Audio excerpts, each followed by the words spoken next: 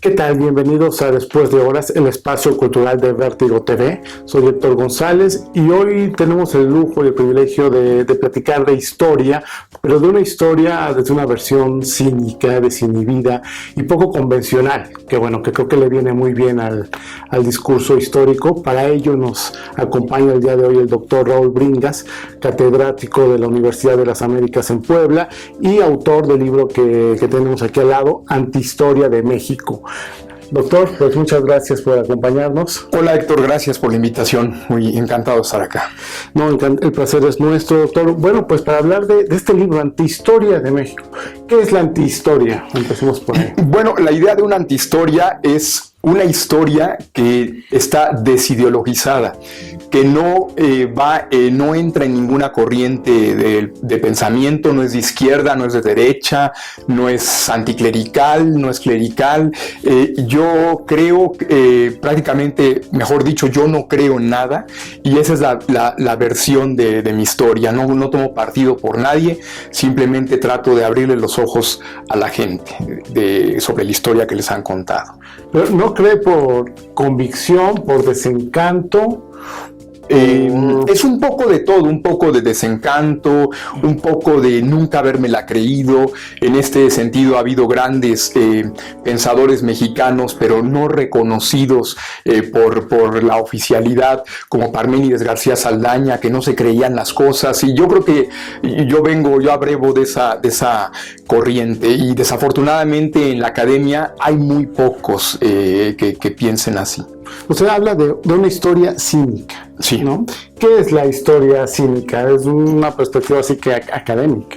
Sí, la historia cínica se inspira, en Diógenes, un gran filósofo griego que no creía en nada, dudaba de todos, y su versión reciente académica es un gran historiador estadounidense llamado Charles Byrd, que pensaba que los grandes hombres hacían la historia porque defendían intereses, porque les convenía.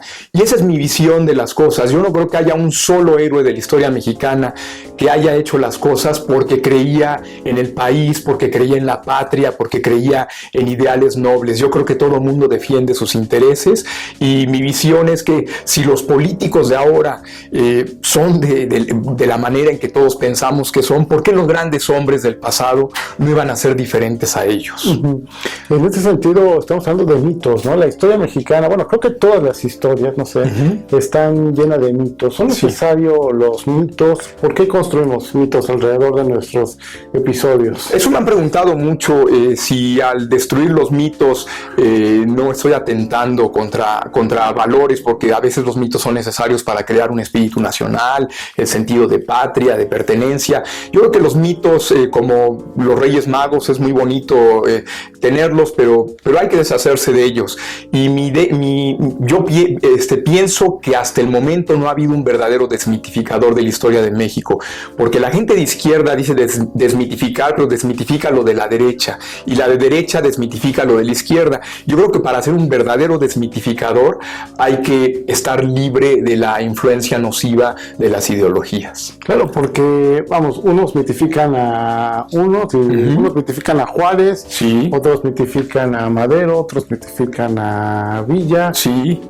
Todo está lleno de mitos. Claro, y la gente que se dice desmitificadora, en cuanto le tocas a uno de sus ídolos, te das cuenta que son uno más del montón, ¿no? La derecha defiende a gente como Lucas Alamán y critica a Juárez, la izquierda defiende a gente como Juárez y critica a Lucas Alamán, pero en realidad los dos están cayendo en lo mismo, que es tener dioses. Ahora, este es un vicio político, un vicio de la academia. ¿Qué tanto la academia, los historiadores, son responsables de esto? Porque usted sabe que también hay sectarismos entre los historiadores, y cada uno tiene sus consentidos. Bueno, hasta el momento, y va a sonar muy duro lo que voy a decir, en la academia no me he encontrado un historiador libre, y estoy hablando de todos los historiadores, de los grandes nombres que tenemos. Todos sirven a una ideología. Los que encontramos en la Metro a lo mejor sirven a esta gran farsa de la historia de izquierda. Los que encontramos en las universidades privadas sirven a esta gran farsa farsa de la historia de derecha. No he encontrado, no me he topado, debe de haber una persona que esté libre de estos conceptos, porque para todos ellos es una forma de darle sentido a su vida, de pertenencia a un grupo, y es muy difícil vivir fuera de los grupos, porque los grupos te apoyan, los grupos te ayudan, los grupos le dan coherencia a tus ideas, pero yo creo que pues, hay que enfrentarse a todo lo que existe de donde venga, tratarlo con la misma medida, ¿sí? Sin importar la ideología. ¿Pero puede haber historia sin ideología? O sea, historiografía sin ideología. Yo creo que sí. Yo la que he hecho acá, por ejemplo, puedo ir criticando duramente a Lázaro Cárdenas, y después hablo de la creación del PAN para combatir a Cárdenas, y el lector piensa, ya va a empezar a hablar bien del PAN, y no, él también destruyó al PAN, es decir, pienso que tan malo era el opositor como el que hacía daño al país. Entonces esa es la idea, que no ha habido benefactores de la patria, simplemente ha habido gente que trata de beneficiarse políticamente, a sus camarillas, a sus grupos políticos, a su familia, a pasar a la historia, pero en realidad no hay una ideología para la que sirvan. La ideología es solo el pretexto. Pero no son héroes, o habría que verlos quizá como seres humanos, ¿no? O sea, porque bueno, usted habla de Hidalgo, de Juárez, que el caso de Juárez es muy interesante, y los pone pues con sus contradicciones, con sus vicios y sus virtudes también, ¿no? Claro. Yo soy más destructor que constructor. De hecho, alguna vez uno de estos que se dicen desmitificadores decía, hay que ver a los hombres de carne y hueso y ver sus cosas positivas y negativas. Está bien, pero yo creo que los hombres del poder tuvieron más cosas negativas que positivas. Positivas las tiene el hombre común, el que va a trabajar todos los días, el que besa a sus hijos al salir al trabajo. Esa es la gente decente. La gente que va al poder, a las élites, a esto, tiene una agenda muy precisa, y es gente con una mente perversa, y Diógenes lo sabía muy bien. Ahora sí que empecemos por el principio, ¿no? Por las culturas prehispánicas, que restunde y restunde bien. Sí. Hábleme de esto, por favor. Sí, bueno, tenemos en la historia oficial esta idea, cuántas veces no hemos escuchado nuestros antepasados tan cultos, tan civilizados, etcétera. Creo que es de los mitos que no he encontrado hasta el momento, a menos en historiadores solamente del siglo XIX que se atrevieron a tocar un poco esta farsa, gente que se atreva a desmitificar este pasado prehispánico. Yo no creo que los aztecas, los mayas hayan sido superiores a la civilización europea como nos lo han hecho creer. Vaya, en el libro se hace un recuento del estado en que se encontraba la ciencia, la arquitectura, las actividades militares, y prácticamente había un mar de diferencia entre Europa y nuestras culturas prehispánicas. El hecho más evidente es que fue Europa la que cruzó el océano y que conquistó América, y no fueron los aztecas quienes cruzaron hacia el otro lado. Entonces yo creo que las culturas prehispánicas están sobrevaloradas, eran simplemente culturas de la era de piedra. Es admirable lo que hicieron, pero jamás podríamos afirmar que fueron superiores a las culturas europeas. Esa es una de las mayores farsas de la historia oficial. Habrá que sanguinarias, ¿no? Y terriblemente sanguinarias. Sí, los españoles fueron sanguinarios, y eso es algo muy importante. Cuando yo critico algo en el libro, no es para favorecer al otro bando, ¿no? Porque se le tunde a los españoles a la masacre de indígenas, pero Mesoamérica respiró con cierto alivio cuando se terminó esta sangría de los aztecas, ¿no? Que era terrible la manera en que sacrificaban gente, y no solo los aztecas, los mayas, los mixtecos. Eran culturas basadas en la sangre. Pensar que era gente que vivía con la naturaleza, en armonía, que lo hemos visto mucho en sus bailes, y este rollo que nos echa la historia oficial. No, la verdad es que debió haber sido terrible vivir en esos años. Pero ¿por qué este manejo? Bueno, supongo que tiene que ver con el nacionalismo, ¿no? Sí. La cultura indígena en un discurso quizá un tanto ambiguo y contradictorio a veces, se convierte en orgullo. Sí. Es el origen de México, ¿no? A esos son los intereses que obedece exaltación de nuestro pasado indígena. Pues, sí, claro, tiene su lógica, porque si no estaríamos desamparados, ¿no? Todos nosotros somos mestizos, somos producto de la mezcla de español e indio, todos tenemos sangre indígena, y creo que si nosotros glorificáramos el pasado europeo, nos sentiríamos europeos de segunda, ¿no? Entonces, por eso los gobiernos revolucionarios, a partir de 1917, más o menos, empezaron a sacar este discurso del pasado indígena. Ya se había hecho un poco antes, y el punto es tratar de aferrarse a algo, ¿no? Tener una identidad, pero una identidad no la puedes construir con mitos. De hecho, podemos decir somos diferentes, somos mestizos, pero eso no nos debe llevar a decir fueron grandes civilizaciones más avanzadas que los europeos, grandes a lo mejor sí lo fueron, pero de ninguna manera superiores a Europa, y creo que la diferencia queda muy clara en el libro. La independencia es un conflicto de intereses más que una lucha por la emancipación, digamos. Sí, de esto ya lo habían comentado varios historiadores. Villoro es uno de los que más lo trató. De hecho, sí, la lucha por la independencia en ningún momento fue el afán de crear una patria, de crear un México independiente. Fue el defender intereses de una élite que se sentía incómoda con la situación. Donde yo voy más allá, porque creo que yo desnudo a esa élite, ¿sí? Muestro lo perverso que era Miguel Hidalgo, lo poco humano que era Morelos, etcétera. Entonces, la idea es todavía, además de mostrar cómo fue una élite que quería un cambio político en su beneficio, es mostrar que esa élite no era tan humana como podríamos pensar. Como sucede también con la revolución, ¿no? La revolución, sí. En este sentido son similares los procesos entre la independencia y la revolución. Claro, sí. Aquí, por ejemplo, vamos hablando de todas estas grandes figuras de la revolución, desde Carranza, Madero, Obregón.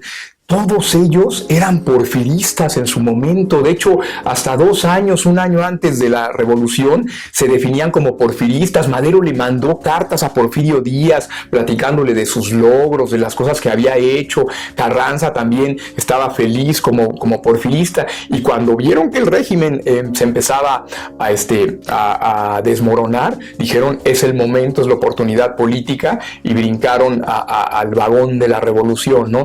Entonces, son meros oportunistas, y de ahí creo que no merecen otro adjetivo. También con Santana hay una parte de Santana, una línea que dice que Santana era la imagen de México, sí, en su momento, ¿no? O sea, representaba al país. ¿Por qué? ¿Por qué? Porque un hombre que regresó al poder, bueno, depende quién lo cuente, 11, 12 o 13 veces, era un hombre indispensable, ¿sí? Los mexicanos dicen, es que Santana era repugnante. Santana solo pudo haber existido si el pueblo, si la clase política lo buscaba, ¿sí? Si la clase política lo apoyaba. Santana era un dictador del siglo XX, de estos dictadores totalitarios que tenían todos los hilos del poder controlados. Santana solo podía mantenerse en el poder si la clase política lo buscaba, y lo fue a buscar 11, 12 veces, las que queramos, y fue una imagen del México corrupto, desordenado, oportunista, etcétera, ¿no? Y es de los villanos favoritos, ¿no?, de nuestra historia. Es de los villanos favoritos. Por ejemplo, se han dicho barbaridades como que vendió la mitad del territorio nacional. De hecho, quien más se opuso a la venta del territorio nacional fue Santana. Santana, de hecho, había sido arrestado por los estadounidenses, lo tenían ya hecho prisionero, y por cierto, Juárez fue quien lo entregó a los estadounidenses, Juárez como gobernador de Oaxaca, y después el gobierno provisional fue el que negoció el tratado que entregó la mitad del territorio mexicano. Santana no tuvo nada que ver en esa farsa, ¿no? Pero como los vencedores hacen la historia, y como los vencedores fueron los liberales juaristas, crearon al gran villano de la historia nacional. ¿Hay alguien que haga un trato más o menos equitativo o objetivo de Santana? Se pregunta algún historiador. Hay novelas, El Seductor de la Patria, o la de Fernando del Paso. Sí. ¿Qué puede decir de estos tratamientos acerca de Santana? Bueno, Santana en ningún momento lo estoy defendiendo, ¿no? Creo que sí hay gente que se ha acercado a verlo de carne y hueso. Era un hombre repugnante, corrupto, prepotente, tenía todos los peores vicios, pero tenía muchas virtudes. Fue el padre de la República Mexicana, nos dio el republicanismo, en un momento evitó que el país se fragmentara, claro, lo hizo con sangre, con violencia, y todos estos servicios a la patria no se le han reconocido a Santana. Santana fue un mal necesario y bueno, y gracias a él, pues México se preservó y no se volvió una Centroamérica fragmentada en su momento, ¿no? De hecho, hay una parte en el libro que creo que es de las más dolorosas, que es la verdadera historia de la guerra con Estados Unidos y de la pérdida de Texas, que allí vemos pues el papel de Santana y cómo el país prácticamente le dio la espalda. Sí, sí. Y ahí entra otro personaje, Benito Juárez, sí, del que plantea, sin escatimarle sus logros, porque creo que es muy ecuánime, sí, la forma en la que Juárez defendió así que el territorio, en el momento en el que tenía que hacerlo, pero también habla de su obsesión por el poder, de su autoritarismo, de su ego, y de un episodio poco se ha nombrado, al menos yo no lo conocía, que hábleme de esto, de su tutor. Sí, bueno, siempre hubo dudas de la sexualidad de Juárez, y curiosamente me sorprende que no lo haya visto reflejado en alguna obra, cuando había caricaturistas de esa época que llegaron a pintar a un Juárez con una masculinidad en tela de juicio, ¿no? Parece que los rumores sobre Juárez iniciaron con un tutor muy extraño que fue quien le dio la mano en Oaxaca, quien le permitió que se educara, pero es interesante ver, uno tiende a ser mal pensado como cínico, ¿no? Es interesante por qué tanto interés de este tutor por este niño indígena y por qué esta relación en la que Juárez pedía y el tutor le daba lo que quisiera. Juárez quería abandonar la carrera eclesiástica y quería estudiar Derecho, y el tutor hacía lo posible por ayudarlo, ¿no? Y después, cuando ya estaba este rumor sobre este tutor, Juárez tuvo en el transcurso de su vida otro gran rumor con un personaje que después fue presidente de México, Sebastián Lerdo de Tejada, a quien yo considero el primer presidente gay de la República, y que no tiene nada de malo ser gay, simplemente al contrario.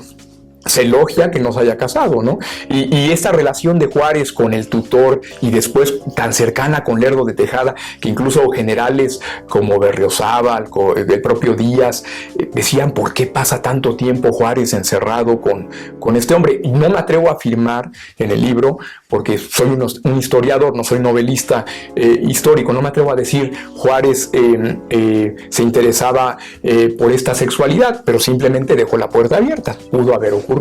Pero en este sentido, ¿cuál sería la fuente en este sentido, doctor? Su fuente, ¿es la interpretación, la suspicacia? En este caso, por eso no me atrevo a afirmarlo, es la suspicacia, ¿sí? Hay un historiador, Max Hahn, de la Universidad de Bremen, si mal no recuerdo, que publicó un libro a principios de este siglo XXI, 2000 y tantos, sobre la sexualidad de Hitler, un historiador muy, muy serio, pero hace lo mismo que yo. Ve muchos elementos que generan sospechas, no se atreve a afirmar eso, pero pone las cosas en la mesa, ¿no? Juárez nunca fue un hombre de mujeres, eso ya me genera suspicacias porque hasta una edad muy, muy avanzada, 20 y tantos, 30 años, no se le sabía de muchas mujeres, pero sí todo el tiempo se la pasaba con su benefactor. Y después, ya casado, pues pasaba horas, días encerrado con Lerdo de Tejada, que era un hombre de una sexualidad muy ambigua. Entonces nada más lo lanzo. Sí. Porque también habla de algo que ya sí es más delicado, la sexualidad, como sea.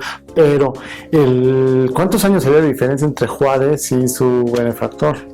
Un buen, pero la pedofilia no es algo nuevo en la iglesia, y este hombre, un eclesiástico, que imaginemos por qué un eclesiástico criollo, oaxaqueño, le toma esa afición a un niño indígena de Guelatao. Claro, si a alguien se lo dicen en el presente, de inmediato piensa pedofilia, pero con Juárez no. Juárez es el hombre que resiste todo, ¿no? El niño inmaculado. Entonces, con Juárez nada puede pensarse mal. pero en esta situación vista bajo otras circunstancias, a todos nos haría pensar mal. ¿Por qué no en el caso de Juárez? Cuando plantea esta hipótesis, de que es una hipótesis, sí, es una hipótesis ante colegas, ¿qué le dicen?